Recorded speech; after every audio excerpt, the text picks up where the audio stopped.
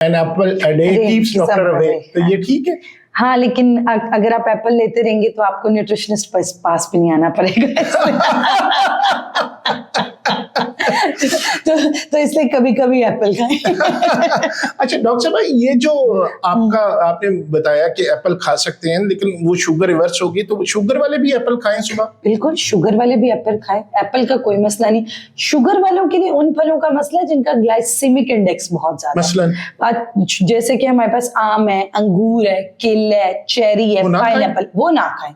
उनको वो फल इस्तेमाल ही नहीं करने चाहिए, बिल्कुल नहीं खाने चाहिए। अच्छा, अगर तो शुगर वेल कंट्रोल है तो बहुत थोड़ी अमाउंट में अपनी डाइट ले सकते हैं, वरना उनको हाई ग्लाइसेमिक फ्रूट्स नहीं लेने चाहिए ताकि उनकी शुगर कंट्रोल रहे। अच्छा, तो ये जो बात मैंने सवाल पूछा था कि सुबह उठ के 2 गिलास पानी, नीम गर्म पानी या हल्दी डाल के पानी, वो नहीं पीना चाहिए? नहीं।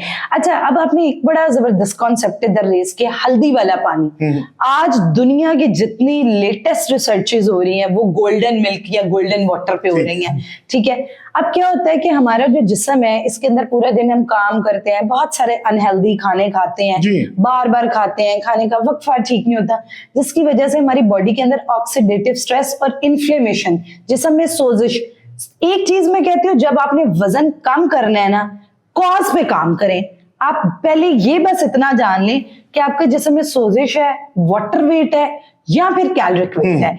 जो कॉज है उस पे काम करेंगे तो आपका वजन कम होगा, वरना आपका वेट रिड्यूस नहीं होगा। ठीक है। तो इसलिए अब अगर आपका इन्फ्लेमेटेड वेट है तो उसके लिए इससे आइडियल कोई ड्रिंक ही नहीं है कि आप हल्दी वाला पानी पिए।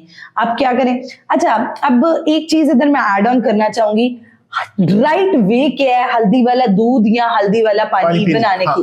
अच्छा, हमारे यहाँ पीने के लिए भी हमारे यहाँ एक प्रैक्टिस है कि हम लोग समझते हैं जो आम हल्दी मिलती है ना मसाले वाली, यही हल्दी हमने मिक्स करके, नो, दिस इज नॉट।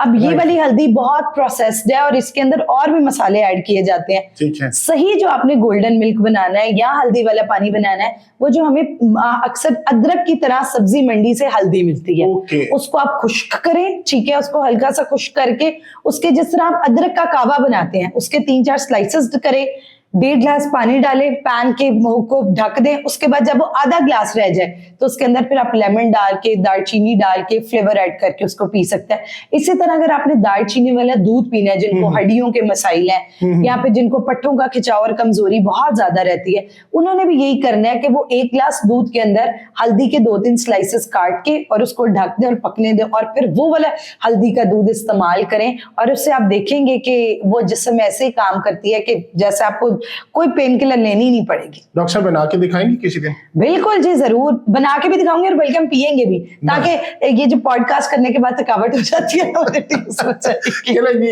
साहब से हम कहेंगे जी कि हमें वो जो गोल्डन मिल्क है ना, वो बनाना भी सिखाएं और बना के दिखाएं भी। अच्छा डॉक्टर साहब, उस गोल्डन मिल्क में क्या ऐसी खास बात और क्या फायदा है उसके?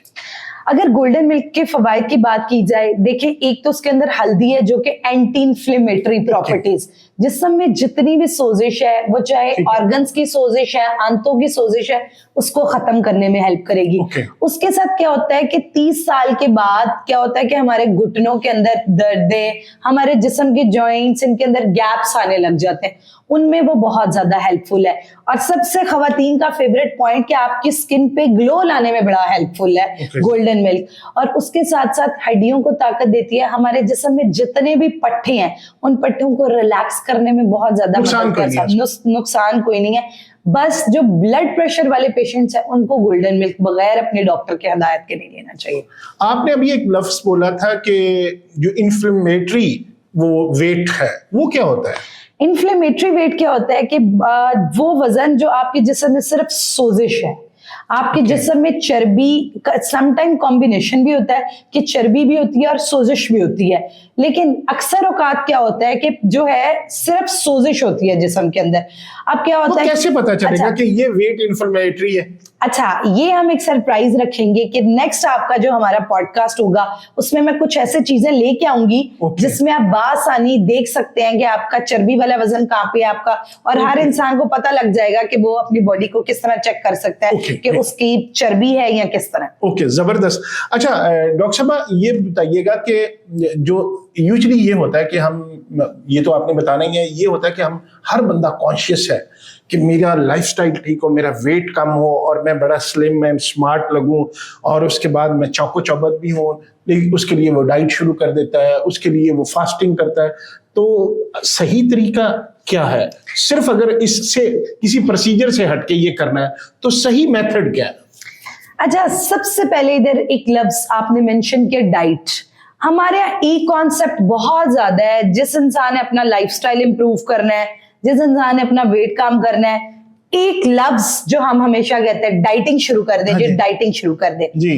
अच्छा, सबसे पहले डाइटिंग की जो डेफिनेशन है वो जो हम लोग को फॉलो करनी चाहिए वो डिफरेंट, और जो आप लोग फॉलो करते हैं वो बहुत गलत है। हम समझते हैं कि डाइटिंग का मतलब है कि जी आपने फाके करने शुरू कर देने हैं, पोर्शन कंट्रोल करने शुरू कर देने हैं, फास्टिंग शुरू कर देनी है, इंटरमिटेंट विंडोज खोलनी शुरू कर देती हैं। जबकि डाइटिंग का मतलब है करेक्ट योर डाइट। जो आप खा रहे हैं उसको करेक्ट करें, डाइट को करेक्ट करना है आपने।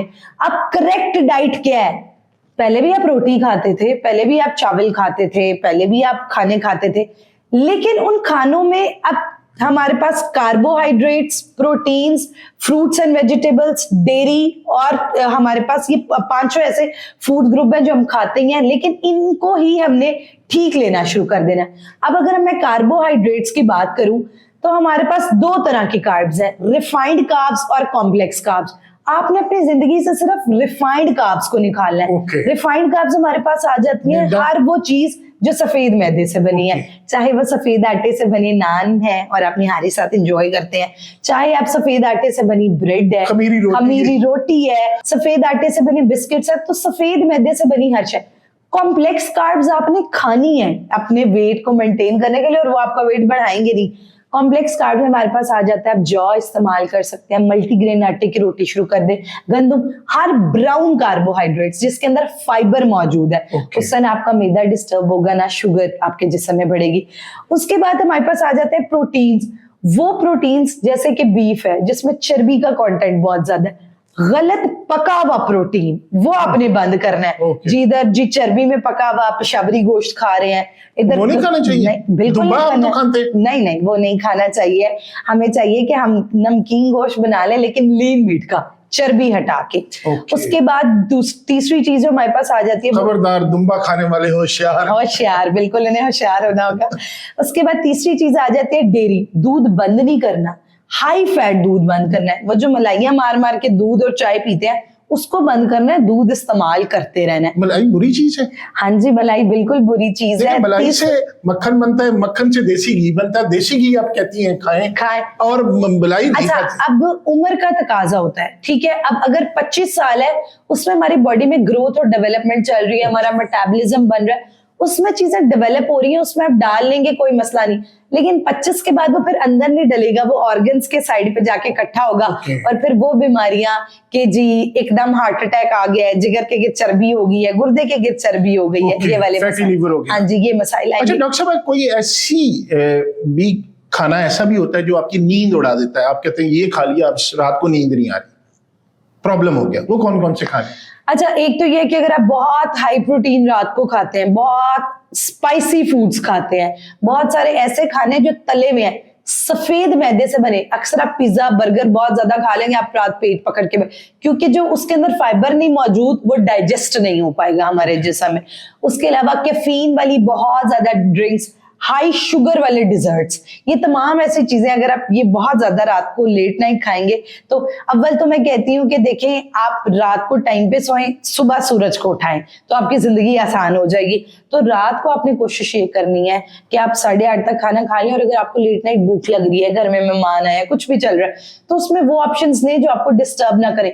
कम मसाले में बना खाना खा लें, ग्रिल्ड फूड्स खा लें, तले हुए फूड्स ना खाएं, कार्ब्स रात को अवॉइड कर लें। जो है बारबेक्यू कोयलों पे बना हुआ खा ले जी, वो खा ले, उसका मसला नहीं है, बारबेक्यू, लेकिन उस पे मसाले ना बहुत ज्यादा लगे, ठीक है, वो खाया जा सकता है। कुछ ऐसी खुराक भी हैं जिनकी वजह से बॉडी हार्मोन्स अफेक्ट होते हैं?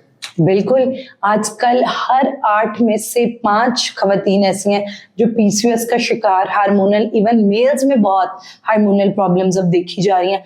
उसमें एक तो सबसे पहले हमारा गलत लाइफस्टाइल, वक्त पे ना सोना, वक्त पे ना उठना, वक्त पे ना खाना, एकदम खाना, बहुत ज्यादा खाना। उसके बाद जो फूड्स हैं, सफेद मैदे से बनी चीजें हार्मोनल खराबी का सबसे बड़ा बाइस है। सफेद चीनी, it's a big white poison. जरूरत से ज्यादा नमक का इस्तेमाल करना, ये भी हार्मोनल खराबी का बाइस बनता है। अच्छा, अब इधर एक बहुत बड़ी डिबेट आती है डाइटिशियंस की, अक्सर आपने पॉडकास्ट में भी देखी होगी। कुछ डाइटिशियंस कहते हैं चिकन और दूध हार्मोनल बीमारियों का बहुत बड़ा बाइस है। अच्छा, अब जो रिसर्च है वो ये कहती है कि वो भैंस जिसको ऐसे टीके लगाए गए हैं जिसकी वजह से वो ज्यादा दूध प्रोड्यूस करे, अब मैं उधर इन टीकों का नाम नहीं मेंशन करूंगी, उन टीकों, अगर वो वाली भैंस का आप दूध पिएंगे तो बिल्कुल जी वो आपके हार्मोन्स को खराब करेगी। इसी तरह वो चिकन जिसको इंजेक्शंस लगे हुए हैं, वो चिकन आप इस्तेमाल कर रहे हैं तो बिल्कुल वो चिकन हार्मोनल खराबी का बाइस बनेगी, वरना भैंस का दूध और चिकन हार्मोनल खराबी का बाइस नहीं बनता।